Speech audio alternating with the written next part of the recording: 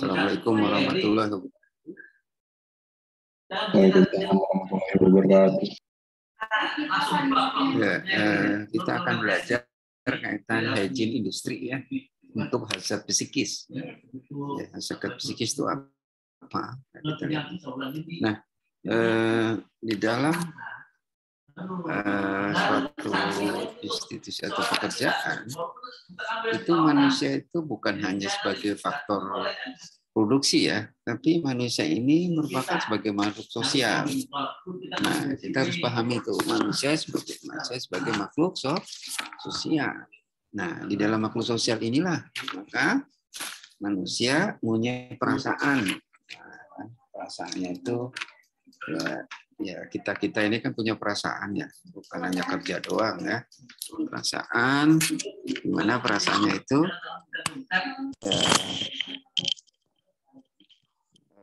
Aduh, kenapa nih?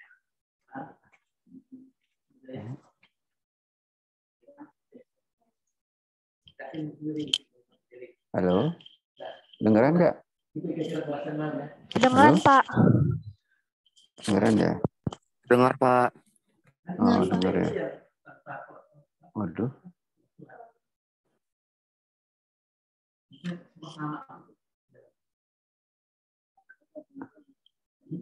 Jadi manusia itu sebagai makhluk sosial. Nah, di dalam makhluk sosial itu manusia punya perasaan dan pikiran ya. Nah, disinilah menimbulkan suatu perubahan sosial, di mana orang itu mempunyai pola hidup yang berbagai macam cara. Nah, sering juga manusia itu menimbulkan konflik ya, sering tuh. Nah, ini dengan dasar ini maka hazard itu termasuk di sini secara psikologis ada gitu ya. Karena ini merupakan hazard juga gitu. Walaupun ada fisik, kimia, biologik ya dan sebagainya. Nah, ini hazard psikis ini juga termasuk di dalam hazard. Baik, nah,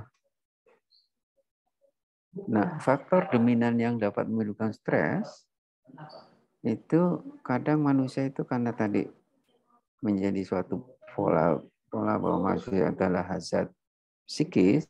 Nah, orang kadang menjadikan stres dalam bekerja. Ini saya ngomong gini, kedengeran nggak?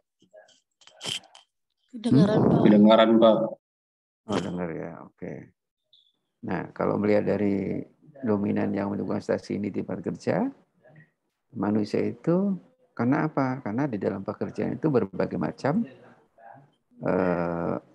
jenis ya. Nah, di sini ada kondisi kerja yang kurang baik ya. Nah, ini kadang manusia dalam bekerja itu kadang menimbulkan konflik ya. Nah, mungkin kondisi kerja yang kurang baik ya. Di sini orang menyebabkan jadi stres. Nah, di samping itu ada juga beban kerja yang berlebihan. Nah, beban kerja yang berlebihan ini juga menimbulkan stres. Ya, Anda kalau kerja nanti suatu saat, kalau seandainya nanti berbagai macam yang dilakukan itu ya, nah disitulah muncul orang tuh karena overload ya bisa jadi stres. Ya, berikut adalah tempo kerja yang cepat. Nah, ini yang kadang kita tidak menyadari dengan adanya tempo kerja yang cepat, kita dituntut untuk menyelesaikannya dengan cepat pula. Gitu. Pak? Jadi dibuatnya 20 hari, bukan 18. Oh gitu. Bikin dulu ya, biar tanda tangan Pak Joko terus baca. Di sana. Di Suryadi aja. Orang tinggal gadis. Ya udah. Ini mau ini enggak? Iya, mau enggak? Udah, kenyang ini. Nih. Belum fail. Iya, mau enggak? Habis makan, Pak. Udah bawa pulang aja. Buat pulang, gue udah makan. Oh gitu. Makan pakai apa? Gado-gado tau.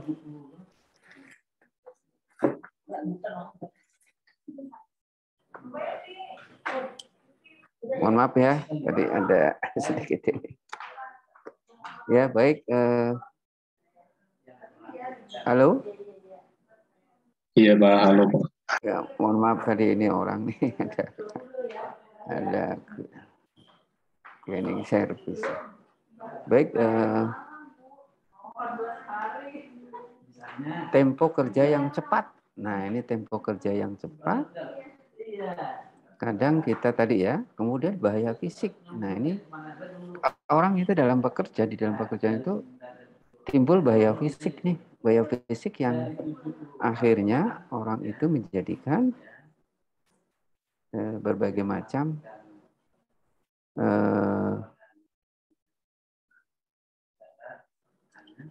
faktor yang menyebabkan efek dari orang itu, sehingga misalkan ada kebisingan tadi ya, orang jadi juga stres ya gara-gara bising, bisa juga. Ada juga yang spesialisasi pekerjaan. Nah, ini juga kadang orang yang bukan spesialisasi kerjaannya, dia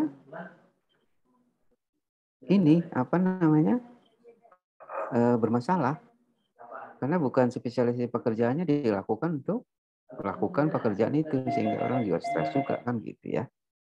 Baik. Nah, ini ada menimbulkan stres di tempat kerja.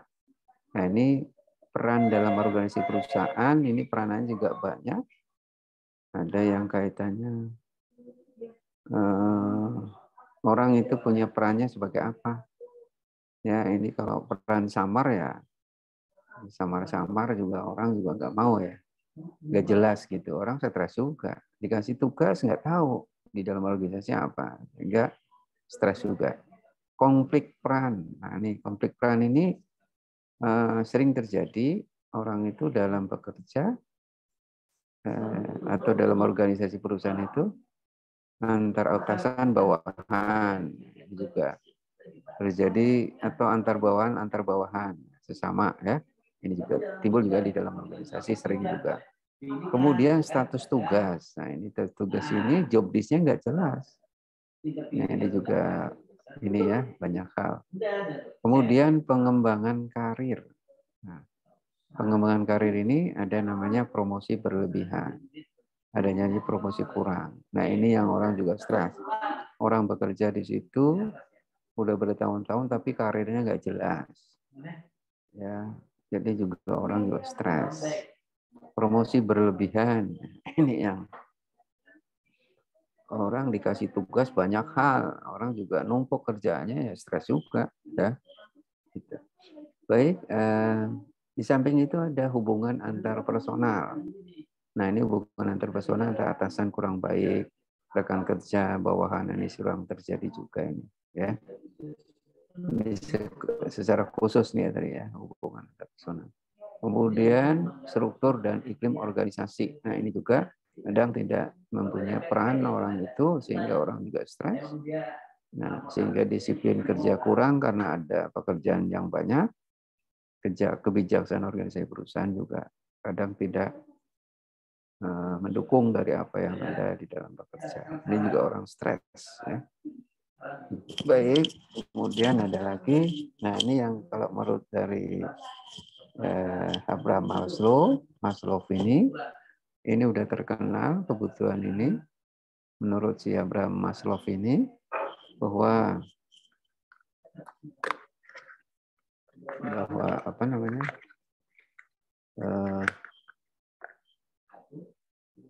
ada manusia itu ada 5 hal yang di dalam kebutuhannya harus dipenuhi gitu. Nah, yang pertama adalah kebutuhan fisiologis. Nah, fisiologis ini secara fisiologis orang itu pasti ingin punya rumah, ingin punya papan atau papan ya, sandang, pakaian, pangan, harus pangan juga ya. Sandang, pakan, papan. Nah, ini juga penting, ini kebutuhan pertama nih. Kemudian yang kedua kebutuhan keamanan. Kebutuhan keamanan ini setiap orang pasti ingin hidupnya tuh dalam kondisi yang aman ya. Ya, aman di sini ya banyak hal ya. Yang kaitannya ya, manusia itu perlu dengan keamanan. Kebutuhan yang ketiga kasih sayang. Kebutuhan kasih sayang ini setiap orang pasti ingin dikasih dan sayangi. Nah, ini yang kadang kita menginginkan ini semua karena memang kasih sayang ini penting. Kemudian kebutuhan penghormatan. Penghormatan di sini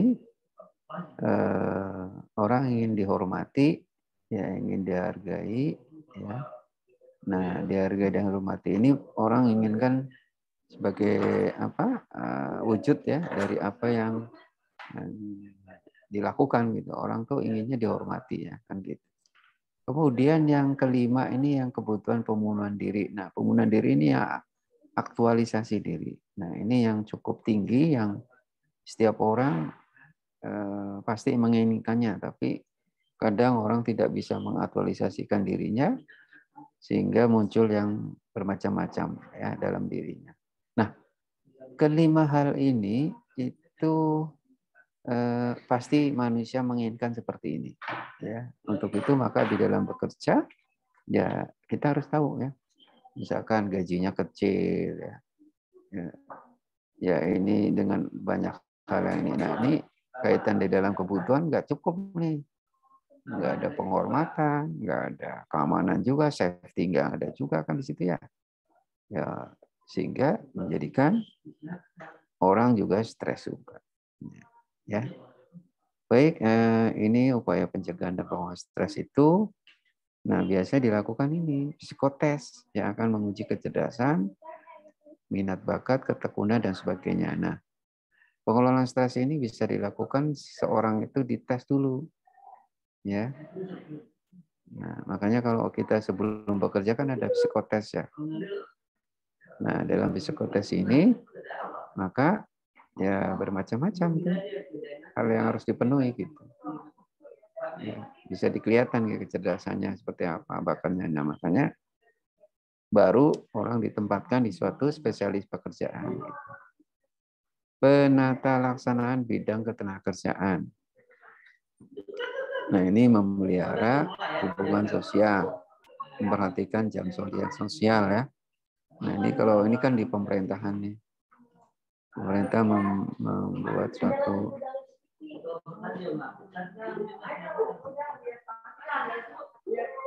memperhatikan pembinaan karir, kepastian hukum status pekerja. Nah, hal ini yang menjadikan suatu pekerjaan yang memang dijamin oleh pemerintah khususnya nih ya. Sekarang kalau hubungan sosial ya ada SPSI Serikat Buruh ya seluruh Indonesia, jaminan sosial misalkan ada jam sostek atau sekarang ini BPJS, pembinaan karir. Nah, ini ada jenjang karir yang dijamin oleh Kementerian Ketenagakerjaan. Status hukumnya, nah ini setiap pekerja diberi status hukum yang jelas. Misalkan setiap perusahaan itu menyediakan APD wajib, ya. Gitu.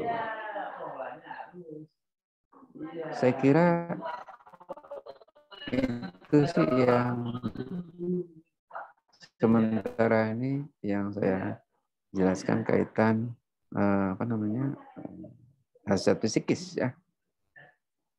Mungkin ada yang ditanya kira-kira apa yang saya jelaskan ini. Ada yang tanya enggak? Ini coba kok on cam-nya nggak ada orang nih, apa nggak pada masuk apa gimana?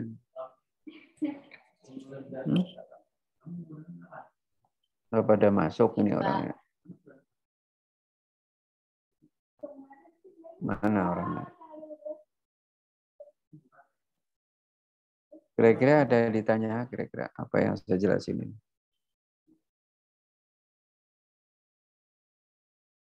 Ada yang ditanya?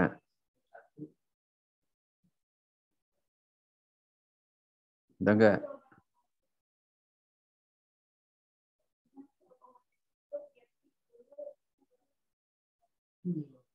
Nanti kita ada offline enggak?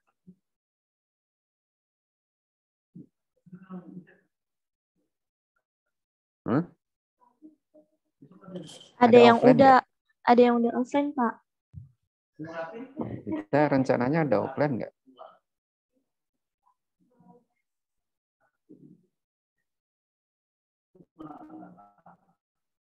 Biasanya kalau ada ya? kan tergantung dari dosennya, Pak. Oh gitu. Ya udah kita ini aja lah, daring aja ya. Setuju nggak daring aja? Atau pengen pada ketemu? Pengen pada ketemu nggak itu? Emang udah pada kenal kamu selama ini?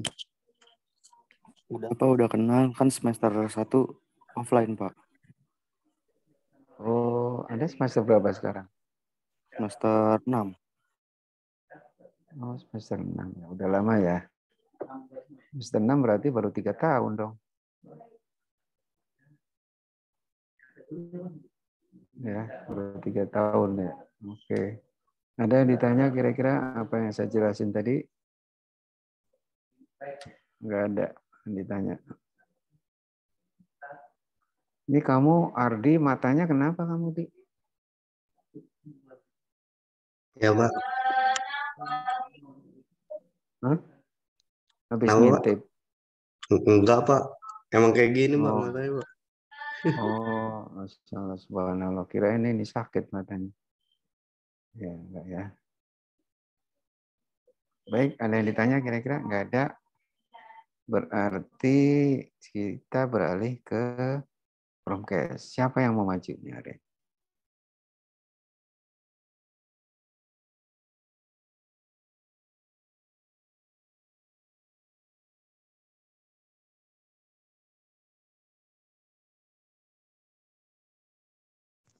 Kalau susulnya absen sih Muhammad Halo? Mifda sama Ardi, Pak. Yang mau maju? Kita ini pertemuan yang keberapa ya?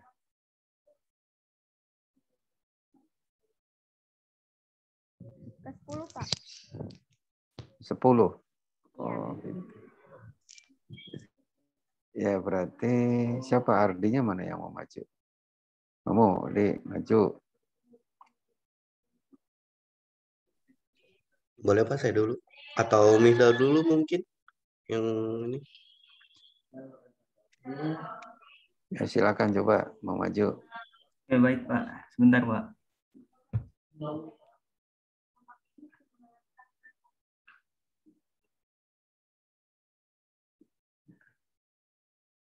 Ini pada di rumah semua apa gimana? Iya Pak, di rumah Pak. Ya, di rumah. Oh, di rumah semua ya.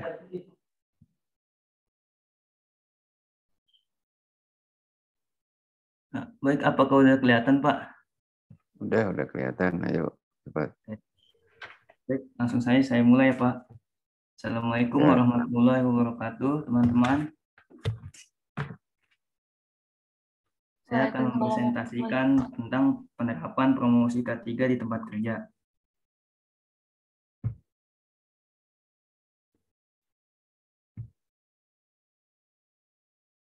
Yang pertama di sini ada definisi promosi K3 di tempat kerja. Safety promosi atau promosi K3 di tempat kerja adalah suatu kegiatan atau aktivitas yang direncanakan dan ditunjukkan untuk meningkatkan keselamatan dan kesehatan para pekerja, serta meningkatkan produktivitas perusahaan yang kegiatannya berupa pelatihan atau training, visual manajemen dan area kerja masing-masing, safety board, safety sign, poster, spanduk, dan slogan. Penghargaan organisasi dan drill atau simulasi tanggap darurat, baik pesan yang bersifat informatif maupun emosional.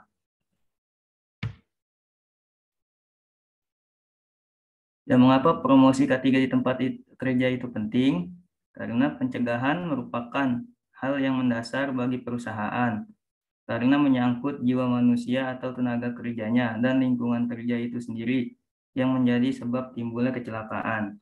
Nah, oleh karena itu, promosikan keselamatan dan kesehatan kerja di kalangan tenaga kerja, pengusaha, dan masyarakat merupakan hal yang penting bagi perusahaan, guna terciptanya hubungan industri yang harmonis, dinamis, serta berkeadilan, yang menjamin ketenangan usaha, ketenangan kerja, dan produktivitas melalui pengembangan budaya keselamatan dan kesehatan kerja atau K3.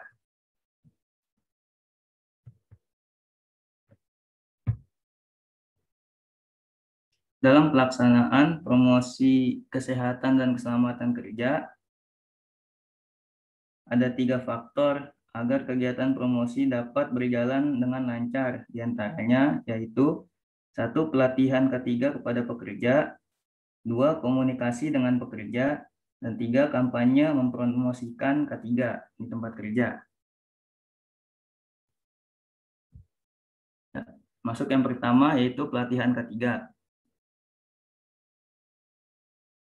Pelatihan di sini diharapkan dapat meningkatkan kemampuan tenaga kerja dalam melaksanakan pekerjaannya berdasarkan Undang-Undang Republik Indonesia Nomor 13 Tahun 2003 tentang ketenagakerjaan mengenai pelatihan kerja yang tercantum dalam pasal 9 dan 11. Bisa dilihat ya, ini pasal 9-nya yang berisi setiap tenaga kerja berhak untuk memperoleh dan atau meningkatkan mengembangkan kompetensi kerja sesuai dengan bakat, minat, dan kemampuannya melalui pelatihan kerja.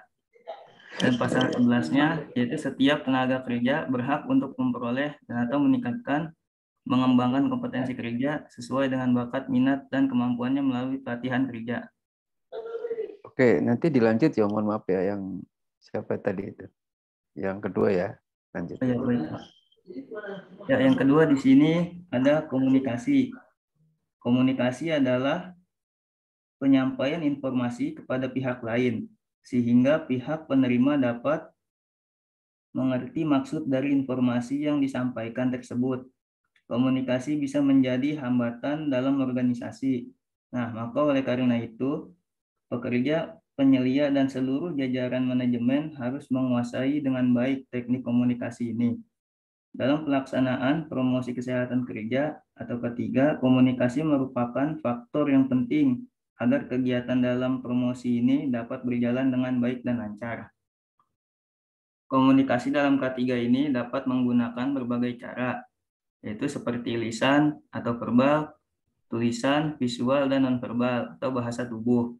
Yang perlu diperhatikan dalam komunikasi yaitu efektivitasnya. Komunikasi informasi harus mudah diingat oleh sang penerima.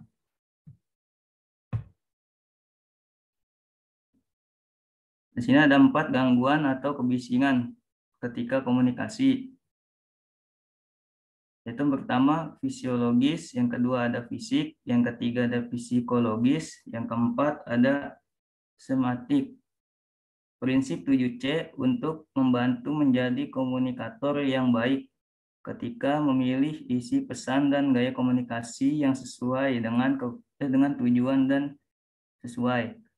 1 itu ada komplit atau lengkap, yang kedua itu ada konses atau ringkas, yang ketiga itu ada clear, jelas, yang keempat ada konkret, benar, yang kelima ada konkret, itu konkret, yang keenam ada considerate atau penuh pertimbangan, yang ketujuh ada courteous atau sopan.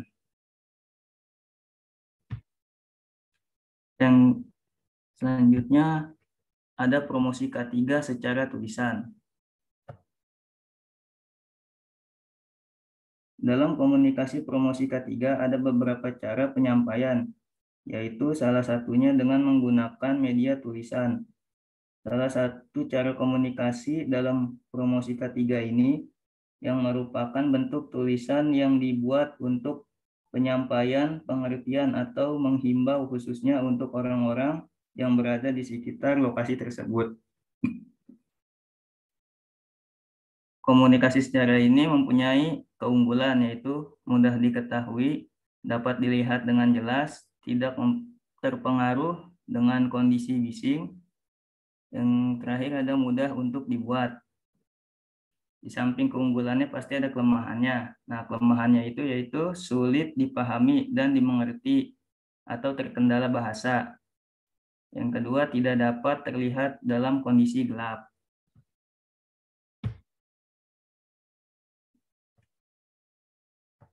Selanjutnya ada promosi K3 secara visual. Media visual adalah sebuah rangkaian proses penyampaian informasi atau pesan kepada pihak lain dengan penggunaan media penggambaran yang hanya terbaca oleh indera penglihatan.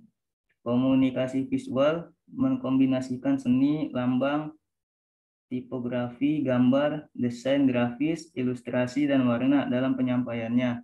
Dalam dunia ketiga, media visual ini bisa berupa lambang yang menggambarkan rambu-rambu. Ya, seperti yang di samping ini ya kawan-kawan. Nah, di sini kelebihannya dapat dilihat, dapat dipasang di mana saja, terlihat lebih menarik dan rapi, tidak terpengaruh oleh suara atau bising.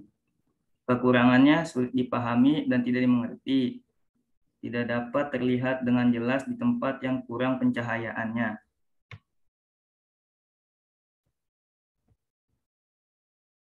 Selanjutnya ada bahasa nonverbal. Bahasa nonverbal atau tanpa kata-kata atau bisa disebut juga sebagai bahasa tubuh adalah sebuah interaksi komunikasi pesan. Bahasa tubuh merupakan proses pertukaran pikiran dan gagasan di mana pesan yang disampaikan dapat berupa isyarat, ekspresi wajah, pandangan mata, sentuhan, artefak atau lambang yang digunakan dan yang berkaitan dengan gerakan tubuh. Kelebihannya mudah dilakukan, dapat dilihat dari jarak dekat, tidak terpengaruh oleh suara. Kekurangannya yaitu sulit untuk dipahami dan tidak dimengerti, tidak dapat dilakukan dengan jarak jauh dan terkendala oleh cahaya atau penglihatan. Selanjutnya di sini ada prinsip 7C dalam berkomunikasi.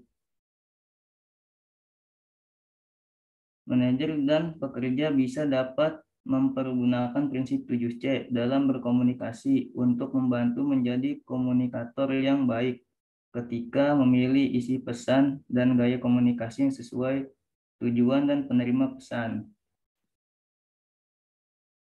Yang tadi saya sudah jelaskan yaitu komplit, ringkas, jelas, benar, konkret, penuh pertimbangan, dan sopan.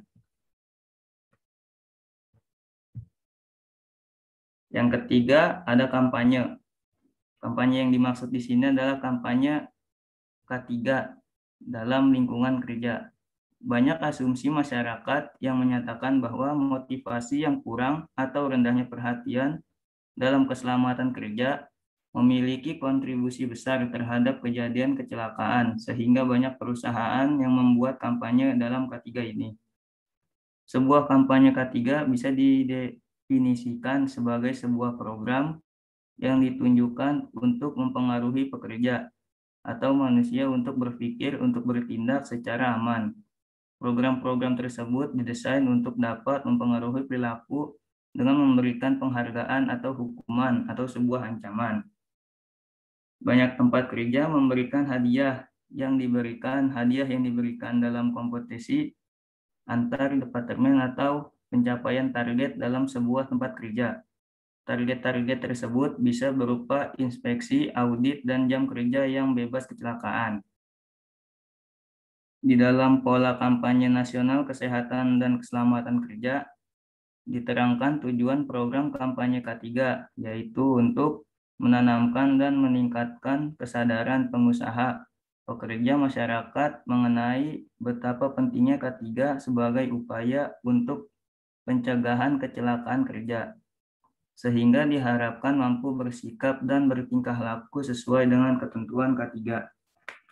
Program-program tersebut didesain untuk mempengaruhi perilaku dengan memberikan penghargaan atau hukuman.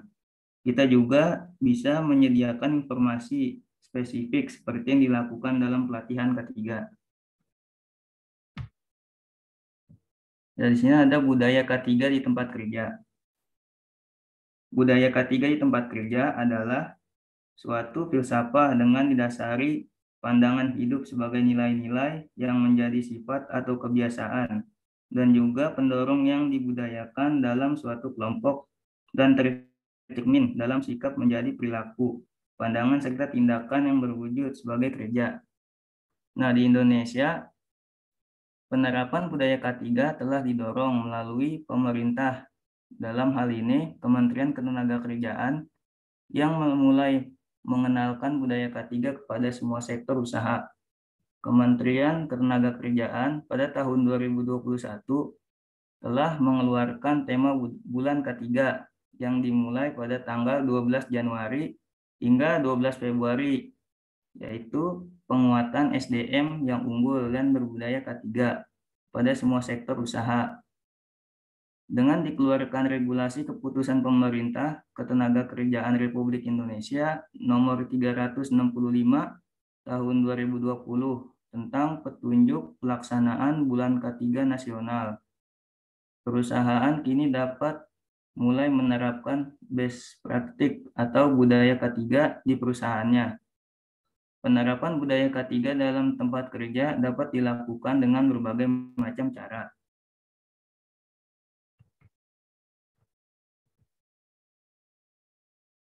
Penerapan promosi K3 di tempat kerja. Penerapan K3 adalah kewajiban di setiap tempat kerja. Penerapan K3 dalam pekerjaan merupakan suatu bentuk tanggung jawab dari perusahaan dalam menjamin perlindungan terhadap para tenaga kerja atas keselamatan pada saat bekerja di tempat kerja. Negara telah mewajibkan perusahaan untuk menjamin keselamatan dan kesehatan bekerja bagi tenaga kerja yang bekerja di perusahaan tersebut. Aturan mengenai hal ini cukup banyak, yaitu antara lain Undang-Undang Nomor 1 Tahun 1970 tentang keselamatan kerja. Ada juga Undang-Undang Nomor 23 Tahun 92 tentang kesehatan kerja. Dan PP RI Nomor 50 Tahun 2012 tentang penerapan sistem manajemen K3.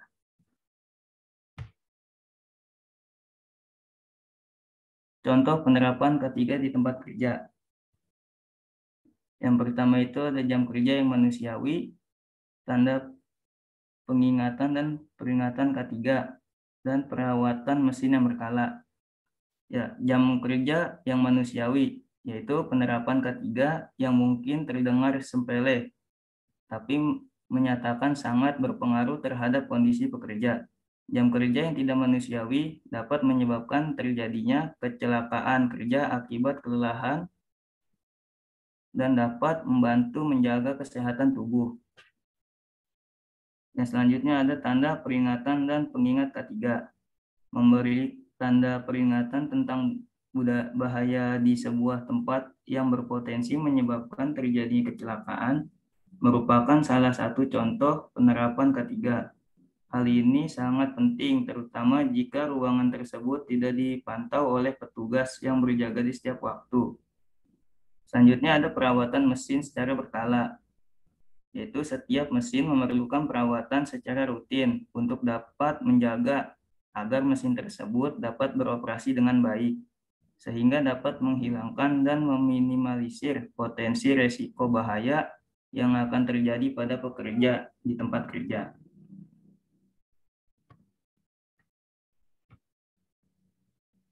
Manfaat promosi K3 di tempat kerja. K3 ini memiliki akses perlindungan keselamatan kerja terhadap tenaga kerja itu sendiri, yaitu dengan cara mencegah terjadinya kecelakaan ataupun sakit yang diakibatkan sewaktu mereka bekerja. Selain daripada itu, terdapat juga penerapan promosi K3 yang akan memberikan perlindungan terhadap sumber-sumber produksi sehingga dapat meningkatkan efisiensi dan produktivitas pekerja.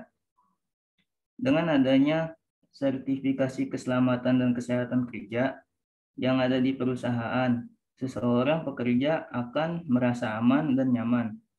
Bahkan, seseorang pekerja yang akan bekerja sesuai dengan prosedur yang telah ditentukan dan juga menghindari kondisi atau tempat yang berbahaya. Selain itu, dengan adanya penyelenggaraan keselamatan dan kesehatan kerja itu, manfaatnya tidak hanya dirasakan oleh seorang pekerja, tapi juga oleh perusahaan.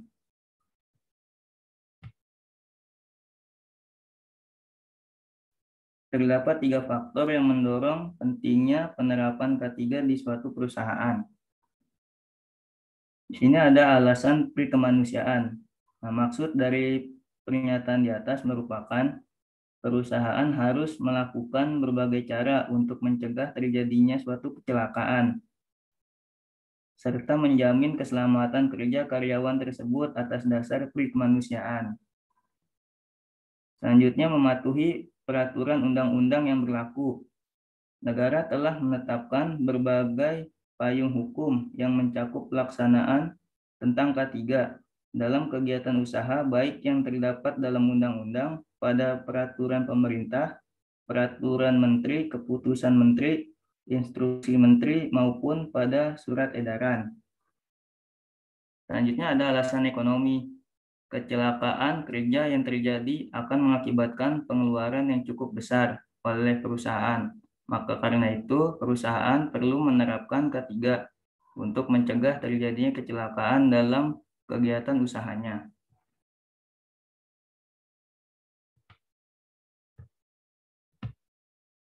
Nah, di sini ada prinsip-prinsip promosi K3 di tempat kerja.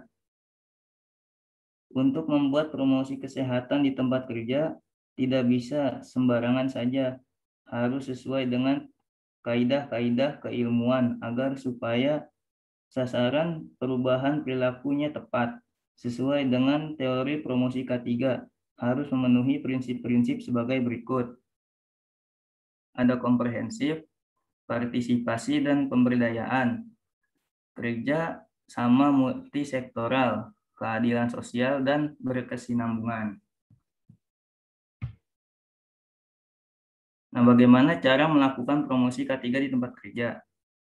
Dalam melakukan program promosi K3 di tempat kerja, kita biasanya mengharapkan terjadinya sebuah perubahan, baik perubahan perilaku hidup maupun perilaku bekerja dan hygiene lingkungan kerja. Untuk mewujudkan terlaksananya program K3 di tempat kerja ini, maka ada sebuah siklus yang harus seorang HSE kuasai, yaitu yang pertama, rekognisi. Rekognisi dilakukan untuk kita dapat lebih mengenal seberapa besar resiko yang dihadapi oleh pekerja. Nah, yang kedua ada analisis. Setelah kita melakukan rekognisi, tahap lingkungan pekerjaan, di mana kita memfasilitasi kegiatan saling menukar pengalaman dan ide antar pekerja. Kemudian dilakukan negosiasi tentang kebutuhan promosi K3 di tempat kerja.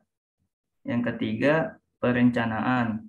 Perencanaan dikembangkan berdasarkan target perubahan yang ingin dicapai baik individu pekerja maupun kelompok pekerja. Yang keempat, komunikasi. Sebagai HSE, pesan yang dikomunikasikan berupa resiko K3, tujuan manfaat, perencanaan, dan implementasi pengadilan dalam bentuk program promosi K3 di tempat kerja. Yang kelima, persiapan. Persiapan meliputi kebijakan organisasi dan komitmen, tulisan sebagai landasan program SDM, sarana dan prasarana. Yang terakhir yaitu ada kontinuitas. Tentunya promosi K3 tidak hanya dilakukan sekali hanya untuk pemenuhan audit sementara, namun harus dilakukan secara kontinuitas atau terus-menerus. Ya, di sini ada referensi yang saya cantumkan.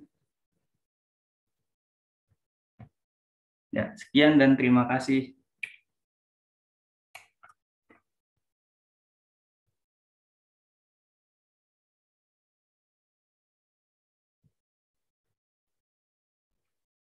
Baik teman-teman, apakah ada ingin yang ditanyakan?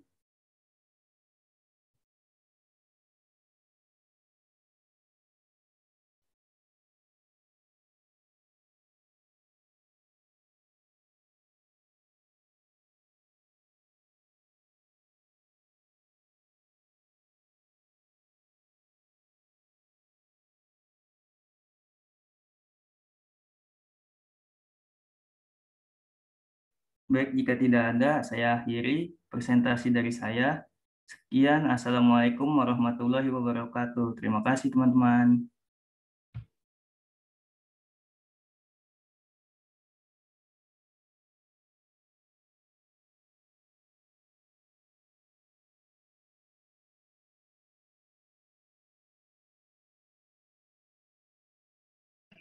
Ya, berikut yang siapa lagi yang mau maju? Silakan.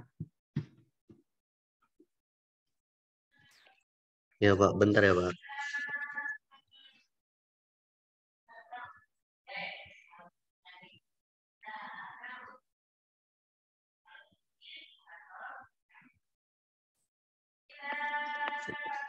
Assalamualaikum warahmatullahi wabarakatuh. Saya akan mempresentasikan dengan yaitu jenis-jenis penerapan promosi ketiga di industri minyak.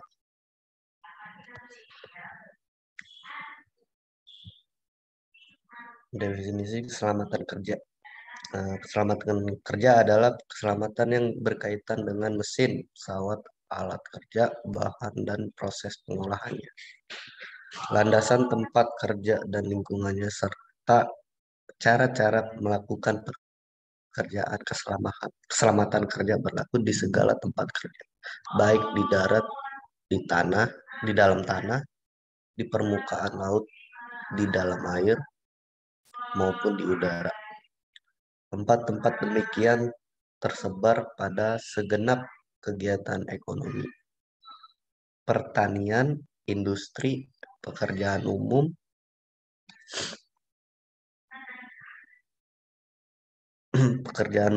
termasuk pertambangan migas. Buntarto juga menjelaskan mengenai unsur penunjang keselamatan kerja adalah sebagai berikut. Yang pertama, adanya unsur keamanan dan kesehatan kerja. Yang kedua, adanya kesadaran dalam menjaga keamanan dan kesehatan kerja. Yang ketiga, teliti dalam bekerja. Yang terakhir, laksanakan prosedur kerja dengan memperhatikan keamanan dan kesehatan kerja. Terus peran ketiga di industri minyak dan gas itu, industri minyak bumi dan gas adalah salah satu industri yang paling penting karena industri inilah yang menghasilkan energi untuk memenuhi konsumsi energi dunia yang terus meningkat. Beberapa karakteristik industri minyak antara lain, industri ini memiliki resiko ekonomi yang tinggi pada saat eksplorasi, memiliki resiko kegagalan yang tinggi. Untuk mencapai tahap produksi dan besarnya peluang hilangnya modal dalam jumlah besar, pada tahap produksi waktu yang diperlukan untuk mencapai break-even point atau balik modal sangat lama walaupun keuntungan yang diraih bisa besar. Terus tingginya isu bahwa resiko kerja baik pada tahap eksplorasi maupun produksi karena biasanya dilakukan di wilayah terpencil atau bahkan di tengah lautan, dan minyak bumi atau gas itu sendiri memiliki bahaya yang signifikan serta faktor lainnya. Tenaga kerja di industri minyak banyaknya menggunakan kontraktor. Terus rangka keselamatan di industri minyak itu, menjaga keselamatan kerja karyawan adalah sebuah kewajiban yang harus dijalani dan dipikirkan oleh perusahaan. Langkah keselamatan kerja, pencegahan dan pengendalian bahaya pada perusahaan migas seperti mengurangi faktor risiko kebakaran dari sumber. Misalnya hubungan listrik, pencegahan ini harus dilengkapi dengan peralatan pemadam kebakaran yang memadai. Terus penanggulangan kedaruratan termasuk fasilitas komunitas dan medis. Pengawasan kesehatan dan mempertahankan personal hygiene yang baik di samping pemakaian alat pelindung diri yang tepat, termasuk penyediaan fasilitas pencegahan keracunan dan pengadaan pertolongan pernafasan. Mematuhi peraturan K3.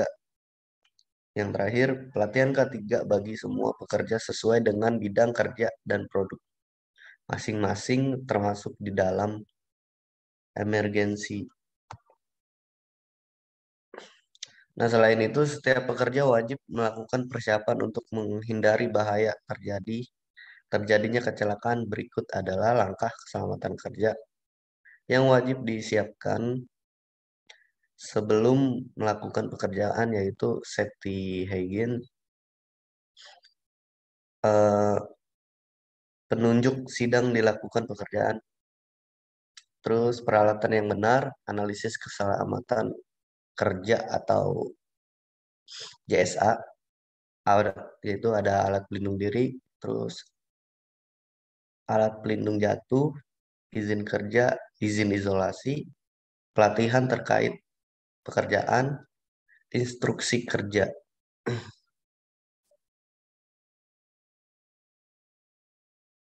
Terus alat pelindung diri yang ada di industri minyak itu alat pelindung diri menurut Peraturan Menteri Tenaga Kerja dan Transmigrasi Republik Indonesia nomor per 08 Men 7 2010 tentang alat pelindung diri merupakan suatu alat yang mempunyai kemampuan untuk melindungi seseorang yang fungsi mengisolasikan sebagai atau seluruh tubuh dari potensi bahaya di tempat kerja. Itu ada berbagai jenis APD tergantung pada pekerjaan beserta resiko yang harus dihindari oleh para pekerja yang ada di industri minyak ini. Ada APD di area pertambangan minyak, safety Google, air move, safety helmet, safety vest, mask atau respirator, safety gloves, dan safety shoes.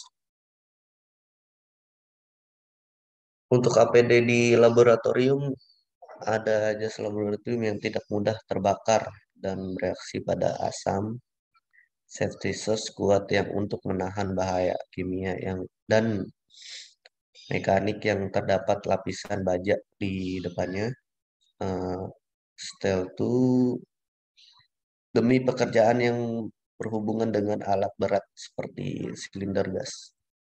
Terus safety goggles, perisai pengelas atau perisai wajah, safety gloves untuk melindungi kulit tangan dari zat berbahan kimia. Adapun kebutuhan yang perlu dibutuhkan demi keselamatan kerja di laboratoriumnya itu yang berisikan buku petunjuk kasus steril yang berbagai ukuran, terus perban dalam berbagai ukuran. Laboratorium juga harus dilengkapi dengan fire extinguisher atau alat pemadam api sebagai bentuk preventif jika terjadi kebakaran. Jangan lupa dengan access emergency exit atau pintu darurat yang tidak terkunci agar pekerja dapat menggunakan pintu tersebut sebagai akses keluar dari laboratorium jika terjadi kecelakaan atau kebakaran. Terus APD untuk pekerjaan ketinggian ada safety belt, full body harness, shock absorber, lanyard, dan anchor point, valve arrestor, dan lifeline dan retractable lifeline. Ya, itu saja presentasi dari saya. Apabila ada kekurangan mohon dimaafkan. Eh, Sampai di sini apakah ada yang bertanya?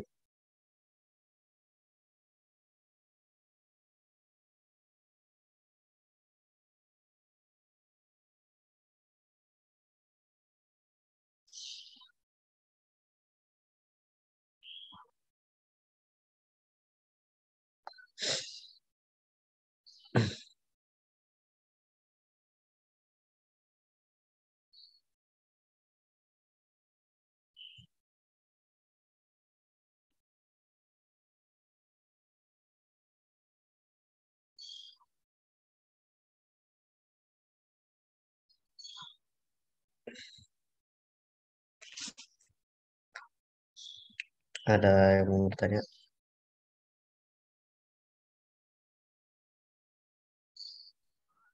Ya, Pak. Baik, ada yang bertanya ya?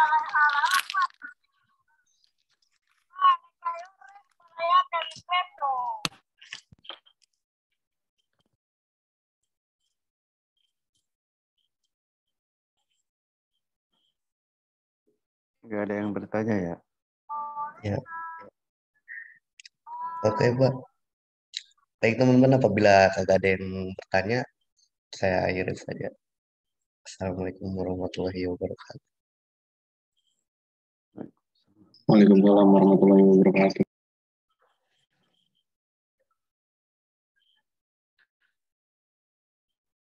Ya baik, ini kok nggak ada yang bertanya ya nih kelas nih? Apa udah paham apa gimana ya? Takutnya nggak paham, nggak tahu. Aduh.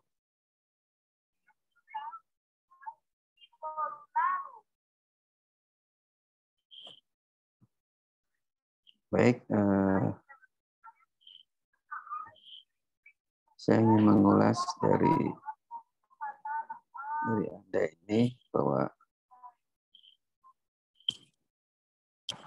tadi yang pertama adalah penerapan aplikasi ya tentang promosi. Nah, tolong tadi ininya apa referensinya dari mana itu?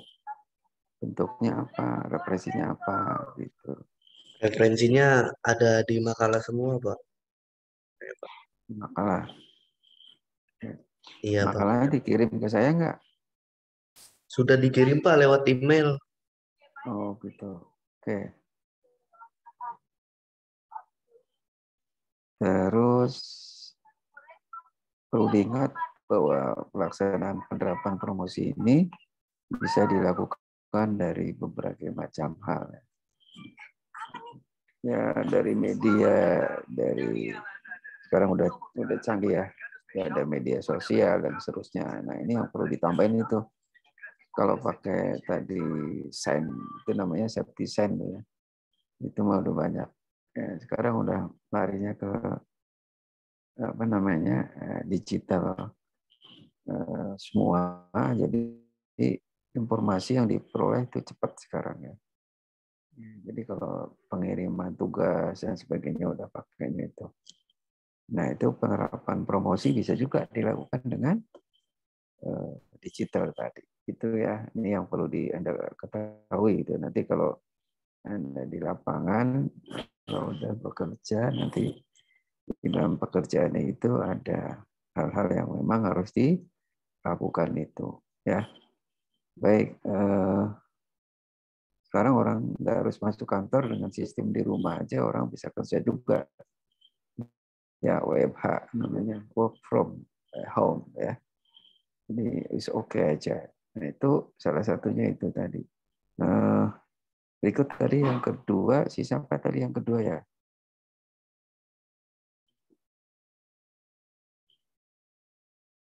Tadi yang kedua siapa ya? Yang kedua Ardi, Pak. Yang pertama Misda. Ardi, Pak. Yang kedua?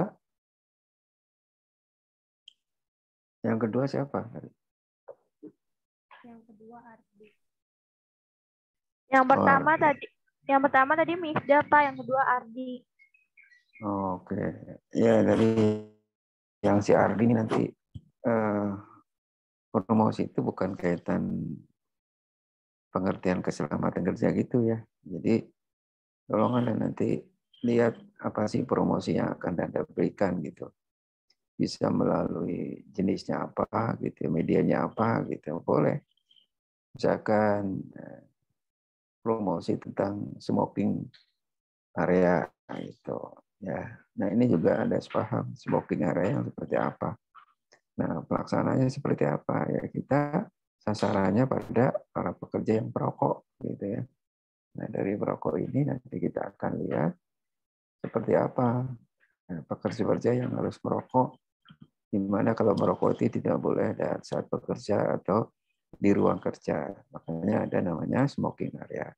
Nah, ini promosi seperti ini bisa dilakukan gitu. Sebenarnya promosi K3 ini mudah sekali dilakukan ya. ya mau apa gitu. Yang penting sasarannya siapa, tujuannya apa, kemudian pokok materi yang diberikan tentang apa, kemudian pelaksanaannya seperti apa, kemudian nanti monitoringnya, tindak lanjutnya apa. Itu aja sih, ya. Promosi kesehatan itu aja. Baik, saya kira sih cukup ya. Atau yang akan ditanya, ada yang ditanya, ada yang ditanya. Tanya tentang apa gitu. Oh, boleh aja. Ada yang ditanya. Nggak ada. Ya, udah nanti tinggal ujiannya, nanti kamu harus tahu ujian. Ya, oke, dari saya cukup aja. Ini orangnya kok nggak on cam ya?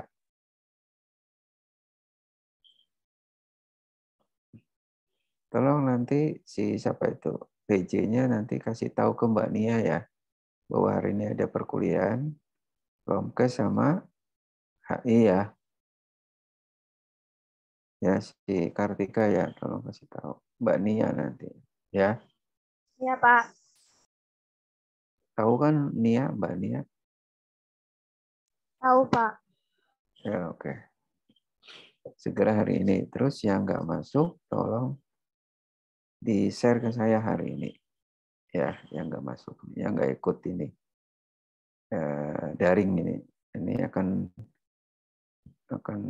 mempengaruhi nilai banget nih. Karena kan berkuliah nih dengan daring kan lebih mudah ya. Kenapa nggak bisa ikut gitu? Kalau alasan sinyal dan alasan lain itu mah klasik ya. Saya kira bisa diakalin dengan Anda kalau perkuliahan ya pakainya yang sinyal yang bagus tuh. Minimal simpati lah. Ya. Saya kira itu aja dari saya. Saya ucapkan terima kasih. Saling mendoakan satu sama lain. Ya, sesama teman. Ya, doain saya juga sehat walafiat. Amin. Akhirul kalam. Wassalamualaikum warahmatullahi wabarakatuh. Waalaikumsalam.